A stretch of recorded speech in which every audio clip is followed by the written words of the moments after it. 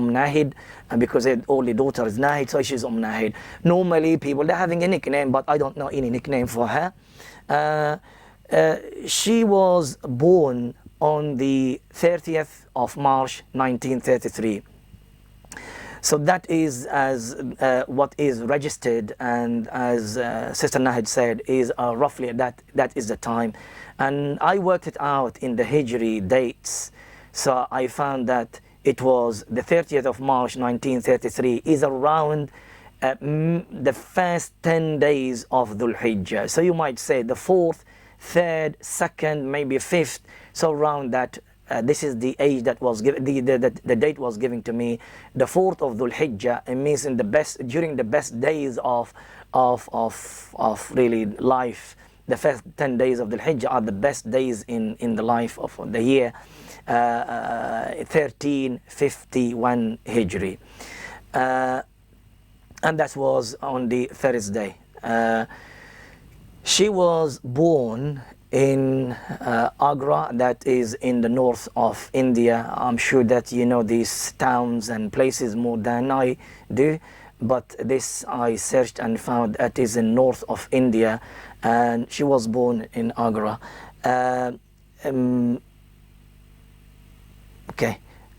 Her father's name is Abdul Aziz Khan, and her mother's name is Ashfaq Jihan Begum. Going into the name Ashfaq, Abdul Aziz, as you can see, is a beautiful name.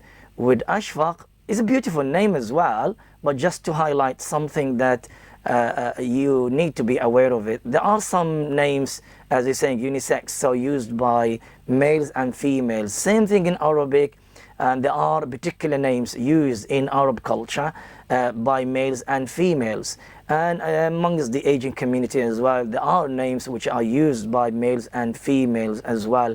And Ashfaq is an Arabic word, an Arabic name, and used by both as well. This is just the family. And going into her siblings, Auntie had 4 siblings, and they are Khalid Umar Khan, and Auntie was the eldest one in the family. She is the first child for her parents.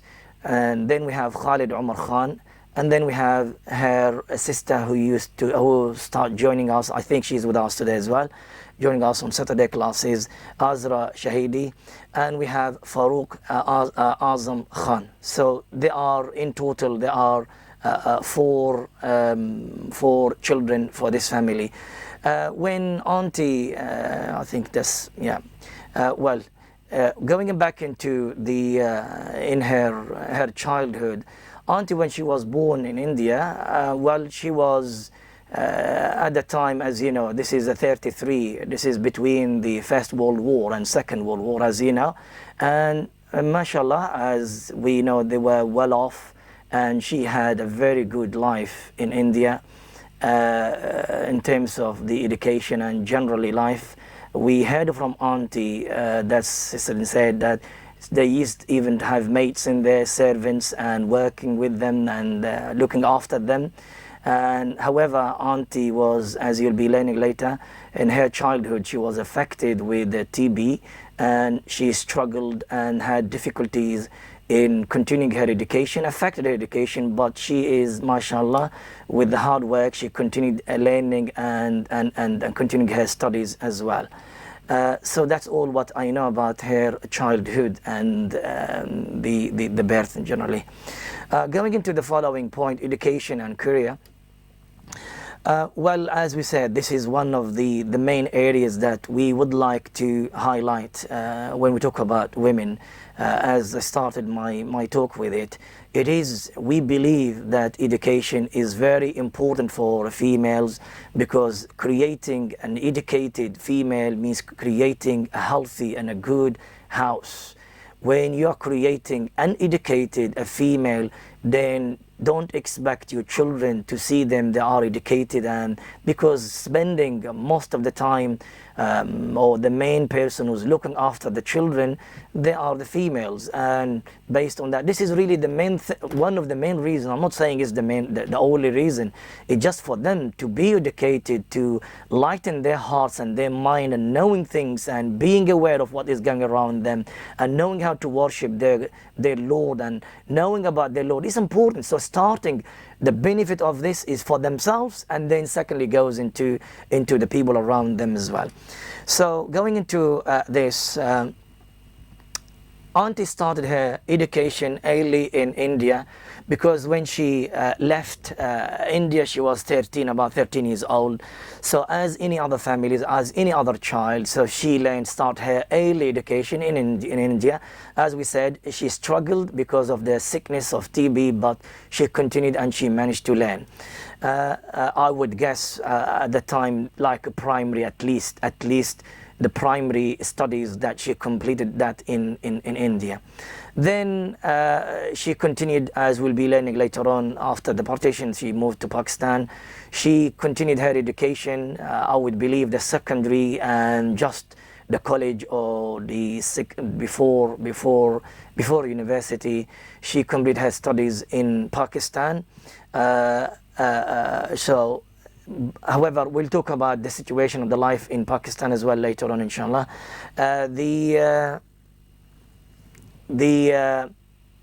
One of the works on the jobs, or let's say the fields that Auntie was very eager and very she loved to go into it. She was desiring to be a writer. That was her first really the aim that was learning, and she was into reading literatures and poetries. She is, as we'll be learning inshallah, she is very, very, very in love to read. She's the best reader, one of the good readers, mashallah. She reads a lot, and she wanted to be a writer. However, her father, Abdul Aziz Khan, may Allah have mercy on him, he did not like her to do this particular job, and he wanted her to be a doctor. Well, as we know, she became a doctor after that, but this is the desire. She wanted to be a writer, and I think it's good to have this in mind to show that how a child obeyed the parents, and even if you have your own desire, you wanted to be in something. Auntie, well, you might say out of force, we don't know that, but I think also the father, Abdulaziz Khan, as he was into education, and he was very supportive for his children to learn and to get education and to continue with that. And because of that, he didn't want her to be a writer. I think he wanted her to be higher than that. But Auntie obeyed the wish of her dad, and she went in 1953. She started a medical school.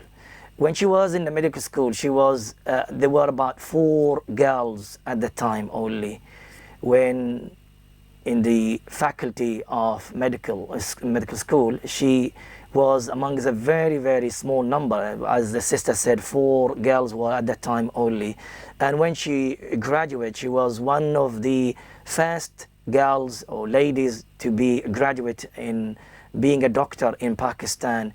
During a time when it was education, in particular studying medicine and going to university was very, very difficult in that society, and also with an objection from many members in the family, but the father was supporting the daughter and wanted her to be a doctor, and she studied in medicine and graduate as a doctor in 1958. She became a doctor, being and that's what her aim from that time. She became a doctor to look after women, and because she's a lady and being a specialist in women issues, and she graduated as with her studies, and she achieved what she wants to achieve, and she fulfilled the wish of her dad. See, there's the mic in here. Okay, in 1970, 67 or 68, around that time, she became GP. Although she wanted before that to be a consultant and to continue with her field, however, during that time she had her child Nahid, and so giving her the best of looking after her to be a consultant.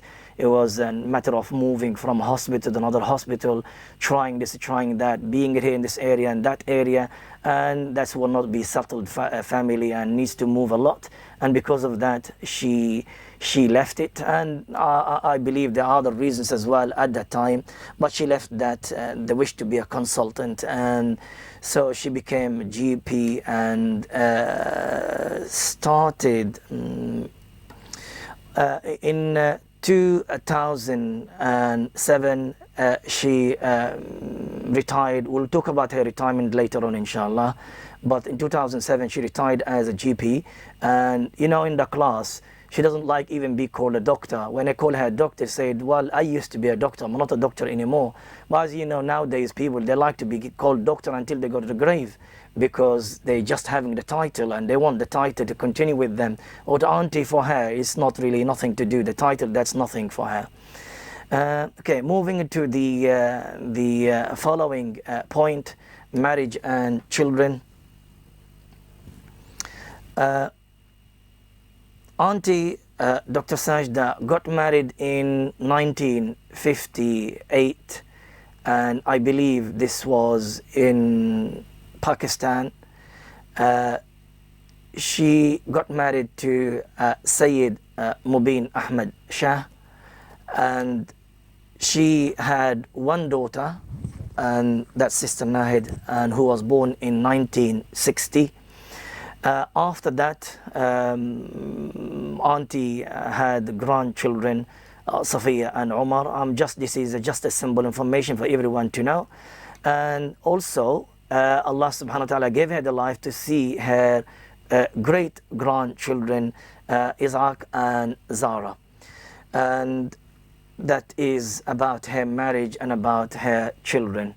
Going into the UK and overseas life, Auntie, she had a very long journey, started being born in India and ended by being buried in Manchester, and lived in different areas and experienced different communities, and also in different, when she got the job and when she's working with different communities as well. After the partition, moved to Pakistan, Karachi. That is the first thing, because first after being born in India, Auntie said that the people who are in 1947, that's the partition, after that they remained in India, they did not move. However, they said to them, I'm not sure who they are, but from their area, they said to them, look, we can't protect you, so if anything goes wrong, that we can't protect you.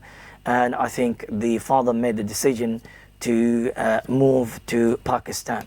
So they moved to Pakistan, and as we did mention earlier, continued her studies and everything in Pakistan. Her life in Pakistan was not easy.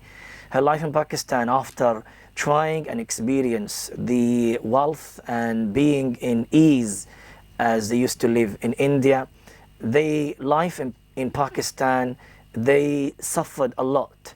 It was not, if I may say, they were poor, and they tasted the difficulty and the hardship very, very strongly in Pakistan, until life became easier after that.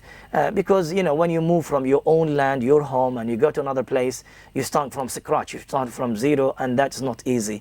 It's not like the time of the Muhajirin and Ansar, when they moved, they migrated to Medina, and they opened their lands to them, their homes and their businesses and everything.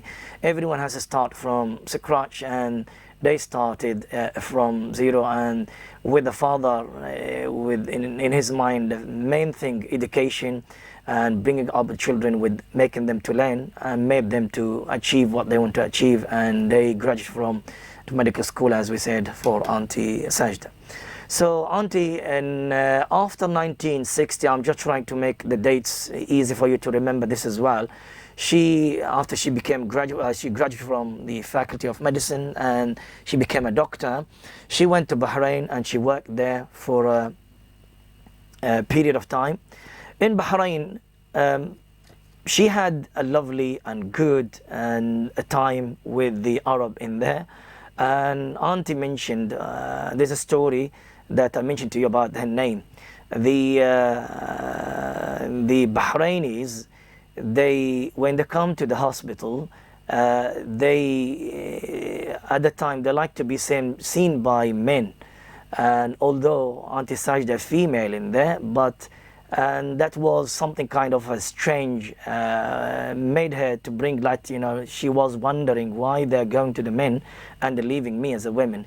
Because in the hospital they announced the names of the doctors who are in duty at the time, and her name they called Azra, and the name sounds like a Jewish name, and it said that the people, they prefer to go into a male doctor rather than going to a female Jewish doctor, and because of that they used to go to the other doctors. I think maybe that was sorted out, and Auntie then changed and added the name Sajda, so I think they start calling her Dr. Sajda Azra, and the patients, they start knowing that she's a female, and this is doctor, a Muslim doctor actually, it's a Muslim doctor. Auntie, she went to Saudi twice, and the first time was after Bahrain, but we don't have details about this trip. I believe I'm talking about now, the times when she went into these places for work, and the times went to Saudi for performing Umrah were many times. I heard that from Auntie many times, that they used to go with her husband when they were in London. They used to go regularly for Umrah, and so that's not count. We're talking about here for going for work. Her parents, or her father, wanted her to go to the States with her siblings and to be with them in there and continue her education and her lives basically there. But Auntie, because she wanted to be a specialist in women issues and all of that, she decided to come to England rather going into the States. But that's the wish of her father. She went to England, and we know that she went to Blackburn up north, and that was in 1965. Auntie in Blackburn, the people in there, well, there is a history in there, so it's quite a long time Auntie stayed in there. There are people who loved her in there because she worked as a GP in there, but she faced a lot of difficulties with the racist people in that area, and faced a lot of difficulties, and even there are some cases or some time when she was attacked and her name came in the paper as well, and has gotten issues with that as being a doctor and known in that community. Then Auntie decided to move. They moved to London, and that was in 1975, and that's when she started. She made her practice and her practice like GP, and started having her own practice as well. She went to Saudi, and that was in 1990s. During that time, she worked in Saudi about, I think, maybe roughly a year. I remember a number of stories that Auntie says about Arabic words when she was with that, when she was in theater or in places where we're talking to doctors and maybe nurses, and she likes with the Arabic words, they used to say this and they say it in that way, and the words that she learned them. She mentioned many stories about her when she had that experience in Saudi. As we said earlier, retirement was in 2007, so about 15 years ago from the time that she died. May Allah have mercy on her. this is, you can see, it wasn't an easy life. Auntie did not, although being a doctor, and later on, as you know, with her salary, she was okay, but she did not go through an easy life, starting from her birth, from her childhood being in India and moving into Pakistan. She did not face, the life wasn't easy as maybe people, they may think that everything went easy with her. She's a doctor, got the money and everything. And that is a message for all of us, that you'll be struggling in this life. Struggle all the time in there. Tests all the time in there. Different types of tests. The tests come into things that you love all the time. If you love your job, you'll be tested in your job. If you love your children, in any type of test, Allah subhanahu wa ta'ala will not leave you without having, going through some hardship and some of the calamities that you're going to face. And that's what happened to her. May Allah have mercy on her, in her health, in her well-off in general, life as a family. The family moved away from there. Everyone went to America. She went to England, and then also with her job in Blackburn and others as well. Okay, her journey with science, and that is the main thing that I know it. I have to say, the rest of the information that all taken from her daughter. Her journey with science. She started with us in 2013. When she started Arabic. It was out of recommendation from Siddiqi's family. Some of you knows Brother Amir Siddiqi's family, because they were very close friends to them. And Mr. Siddiqi, he was the accountant of Auntie's business and work. And they built up the friendship as well. They were very close. And then when Auntie was, I think, inquiring, or was maybe Brother Amir was, I think, just suggesting to them that, look, why don't join these classes? Because at that time, all Siddiqi family are with us, studying with science. Then she joined us. I remember that she contacted me, and I remember that saying to her that during this, it was half term, and half term we don't normally have classes, but that time was an exceptional, so we said let's have classes, because I think we were behind in terms of the term, so we had the classes during that time. And we had the classes not normally we normally have them in the school, but we moved the classes on that week because the school is closed for half term. We moved to a place used to be, or it was at the time, kind of a wedding hall, and we were allowed to use one part of that. And she came on that day to that place. It was very hard for me. I have a class to look after, and I have to answer her call when she comes, to guide her where she should come. And the place is far away from where she lives, and she's a new student, and I have to talk to her.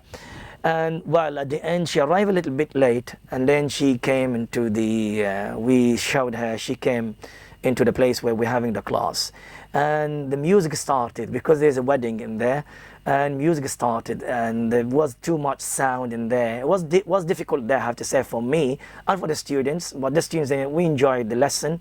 And I was, in my mind, I was saying that this lady, she's not good. You mentioned, you heard this from me, I said this before. I have that view about the students. As you know, as a teacher, I'm sure that everyone had that idea. You see the students sometimes when they come with that excitement, okay, so okay, this person, there is a possibility they will continue. And the students, you can tell he or she is upset from the beginning, doesn't look that impressed with the lesson, and with the, very difficult, very hard, they're going to leave the class. So I thought that, okay, she's going to leave, she's not going to continue. However, mashallah, the following week, because it was week, I think that one, I said to her, just come for a taste.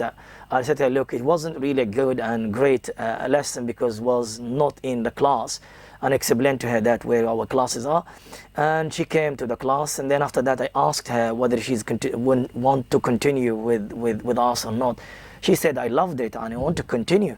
Well, I was really surprised with that, and alhamdulillah, she continued with us. Her class, maybe some of the brothers and sisters who were with her class that in Arabic are with us today, and maybe you want to share something later on. It was very, how to say this, a number of brothers and sisters, nearly half the number of brothers, same as brothers and sisters, I think 7 sisters or 5, 6 sisters and 7 brothers. and they were very, the questions, they used to have so many questions. They normally finish the courses of Arabic in 3 years. With them, we had to go, we have 3C, that's the last level in Arabic language classes. But with them, we went up to 3D. So we had to add another term, and that not because the amount of the questions they used to ask, and one of them is Auntie. She used to be, I used to call her hungry for knowledge and knowing about this. She wants to know this, she wants to know that, and asking so many questions. And because of that, as you know, questions, answers, it delays the lesson, and therefore we have to add more time to finish the whole course. We had a very beautiful group. I really enjoyed teaching them at the time. In terms of the break time, they used to have a very lovely, beautiful food. Amongst them, Auntie used to bring food, although she's an elderly person. MashaAllah, may Allah reward Nahid. She used to cook, and she used to bring the food, and we used to enjoy it. Yeah, she used to do all her homework, the Arabic one, on time. Never gives a homework late, because she was into it. She was very eager to learn it. She all the time gives the homework on time, and she wanted me to give her the homework marked on time as well. And kind of sometimes upset if I don't give the homework in the following week with the correction and marked homework. And as you know, when she completed her Arabic, for majority of you knows that we do like a presentation as ending of her studies, where she needs to translate a meaning of a surah and the tafsir of Ibn Kathir, and give some like a talk about it, including the Arabic grammar as well, make the i'rab in there. MashaAllah, she made it, but she was a person didn't like to use the computer. She made everything with her hands. She wrote everything like a machine, like a printer, basically like a computer. She typed, she wrote everything, all the translation, all the writing, all the meaning, all the harakat, and all the i'rab in the papers, and handed over the work on time. May Allah have mercy on her. And to show you how much she was eager learning the language, and it was the key at the time for her to be and to understand and to learn the other subject. This is about Arabic. After that, she joined the Tajweed classes. She basically spent more than 3 years learning Arabic. She joined the Tajweed classes as well, which is normally takes about 18 months, 1 year and a half, because 3 terms, each term about half year, academic year. I'll tell you a story about this, brothers and sisters. When we started Tajweed, because the group that she started with them, it was a daytime classes. It wasn't an evening classes. And with daytime classes, we can't run them in the school, as you know. At the time, we used to use Heathfield School in Pinner. So we hired a classes, or a place, which is a classes, meant to be classes. Can you keep your... Okay. Okay, the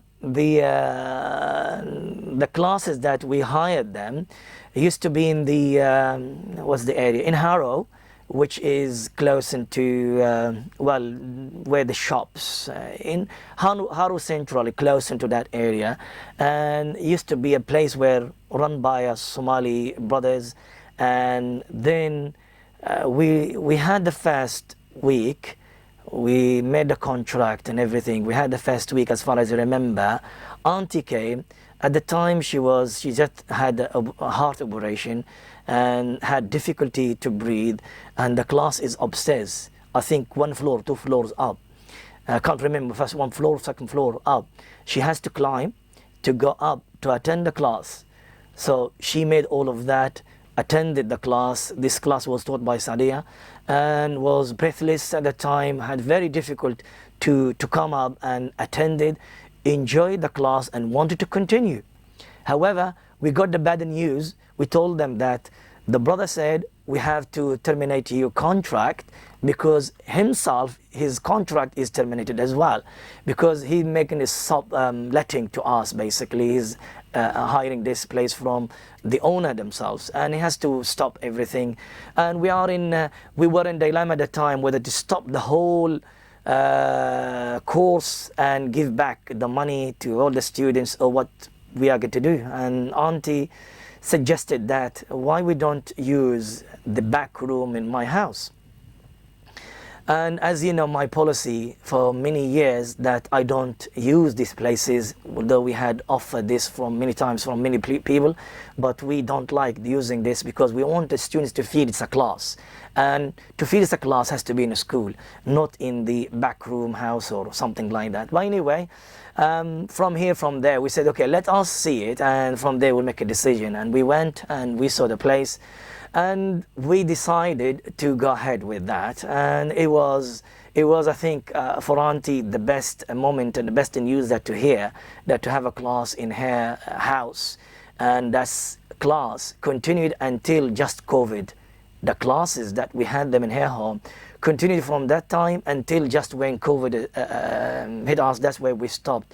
It used to be a tajweed class. We completed that. We have a Maqra classes on every Friday there for ladies to come. We had the boosting classes for the children during the holidays. We had other tajweed classes for brothers as well. Even we use that place for parents meeting when during the sometimes we had that for parents meeting. People, they thought that's my house, and I said to them, it's not my house. I'm using it as my house. May Allah subhanahu wa ta'ala bless the family, Sister Nahid, and may Allah subhanahu wa ta'ala forgive Auntie Sajda and raise her states in Jannat al-Firdaus.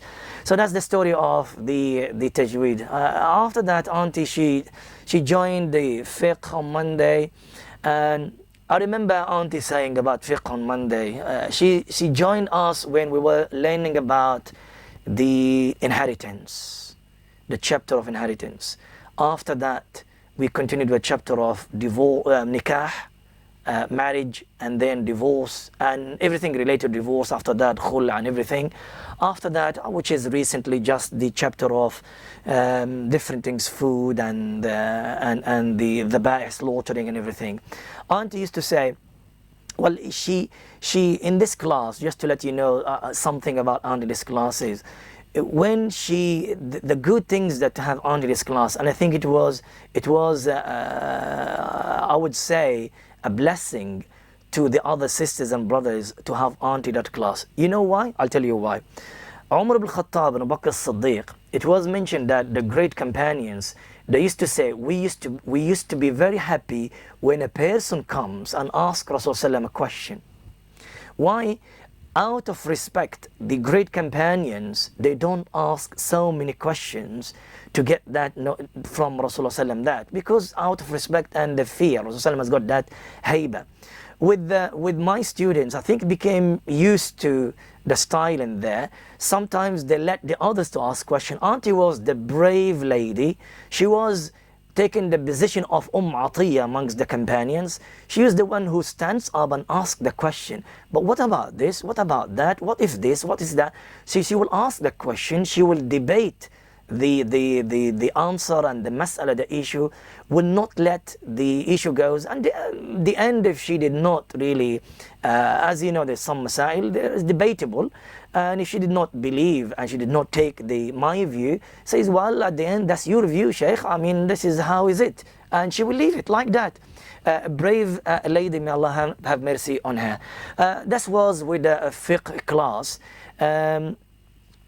Well, then she also joined the Tafsir class, which is the best class that she loved it.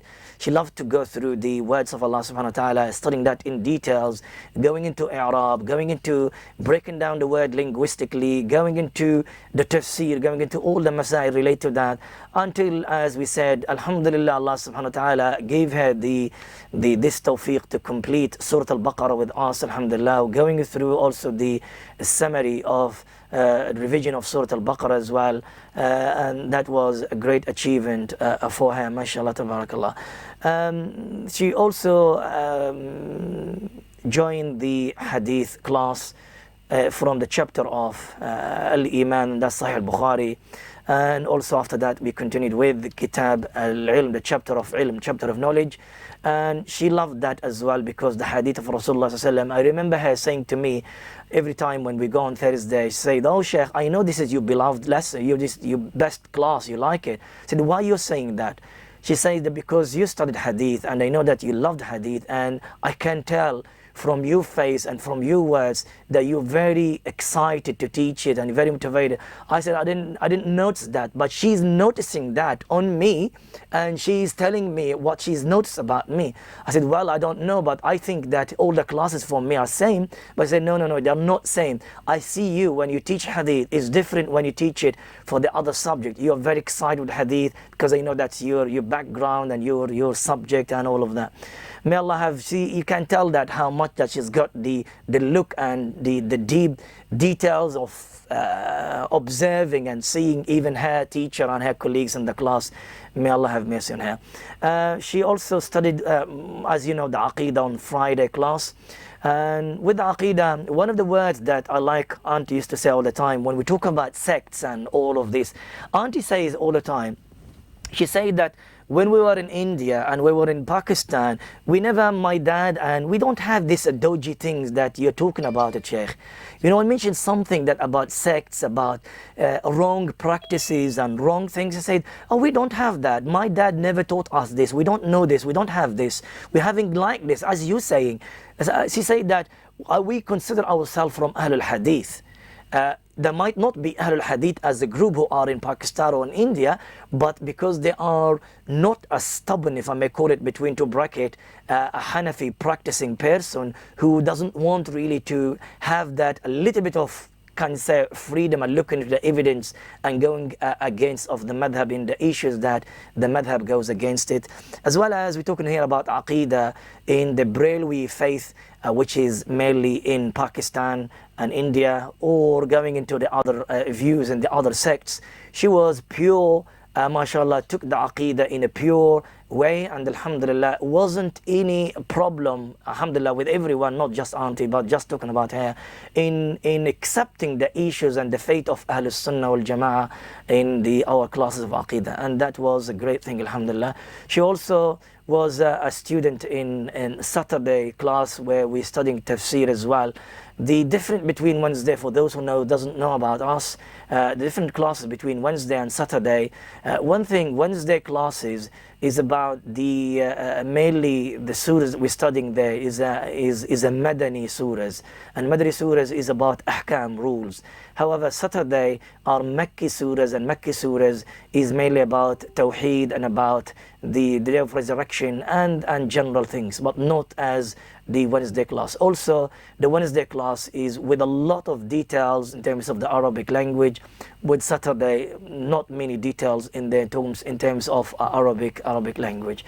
While Auntie also attended, since she started with science, all the Ramadan classes she attended, all the extra other classes that we used to have them here and there, the lectures, she's all the time the first one. In fact, she was one of the main persons that funded majority of these classes.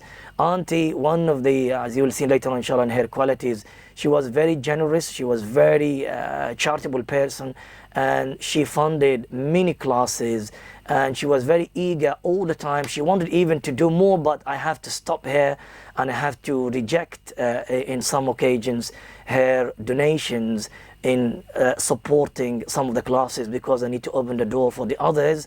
And I all the time say to her, I have a list of students and I have to be fair with the others as well. That is about her journey with science.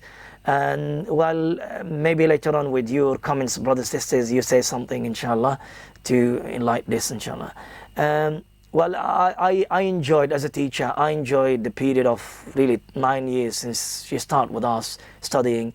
And may Allah forgive me, I'll say it in front of all of you, and very, I wouldn't say I'm very brave, but I would say it now after she passed away. But just to keep that in your knowledge, I said it to her even before she passed away. I asked her for forgiveness. During the time, maybe I lost my sabr when she used to ask many questions and a number of questions. I did ask for her forgiveness. So may Allah forgive me. I'm saying that in front of you. Maybe those who knows me in the class when teaching her were there present, and the time when she's not there. As you know, she asked so many questions, and a teacher without sabr will go crazy with her questions, mashallah. But alhamdulillah, may Allah forgive me if I lost my sabr in some occasions, and as a teacher I have to have a limit of questions and let the others to ask as well, and let the lesson to go ahead as well. But as I said, earlier, this shows her eagerness, mashallah, and her hunger of seeking and learning the knowledge.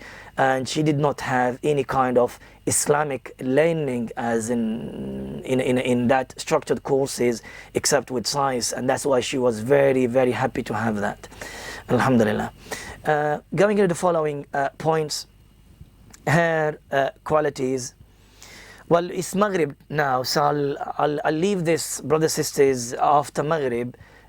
Please do join us after Maghrib. We'll start for Salat al-Maghrib.